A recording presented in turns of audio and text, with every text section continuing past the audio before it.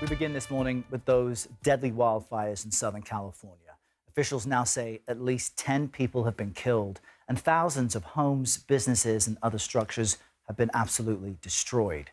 At this moment, authorities are battling 5 wildfires around Los Angeles. The largest remains the Palisades fire. It's ballooned now to nearly 20,000 acres in size and is just 6% contained. Speaking at the White House yesterday, President Biden announced the federal government will cover all of the disaster response costs from those wildfires for the next 6 months. Meantime, LA Mayor Karen Bass is facing criticism over her response to the wildfires. And I also said that when the fires are out, we will do a deep dive. We will look at what worked. We will look at what didn't work, and we will let you know. Until then, my focus is on the TV screens behind you that are showing devastation that has continued. Joining us now for more on the situation in Southern California is CBS News correspondent Danya Bacchus, continuing to log long hours in this dangerous situation. Give us an update today, Danya. What does it feel like on the ground? How are the wind conditions? Yeah, the wind conditions are still an issue here. We are under wind warnings where gusts in some areas could reach up to 60 miles per hour.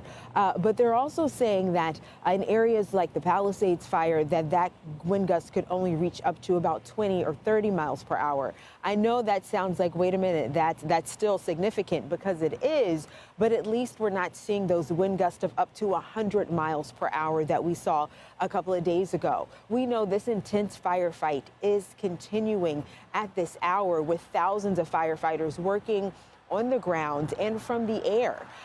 They have been able to make a little bit of progress, not significant though in terms of containment of the fire.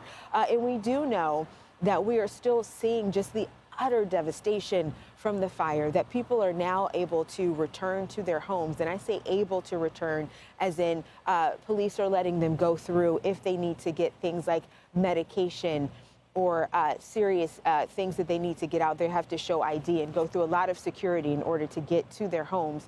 But if they are allowed in and they're able to see the devastation, we've been able to talk to folks who have lost absolutely everything, who are still in a state of shock. We also know that the death toll is continuing to rise. We are at 10, but officials say they are expecting that number to rise because they will start sending cadaver dogs to go through the rubble. So this is still a very active situation, and that firefight still continues. Errol? Meantime, there's been some looting and arrests. What can you tell us about these curfews in place now? Yeah, there's been looting and arrest, and a couple of days ago, officials said that they were concerned about looting and people taking advantage of the evacuation orders and the fact that there are so many homes that are empty, so many areas that are empty and just completely wiped out by fire.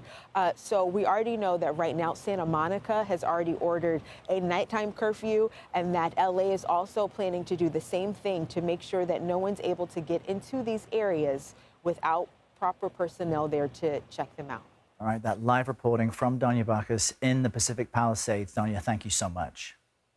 Now, some people are returning to their homes, or at least what's left of them, to see what they can salvage. We have new video from a family in Altadena, California.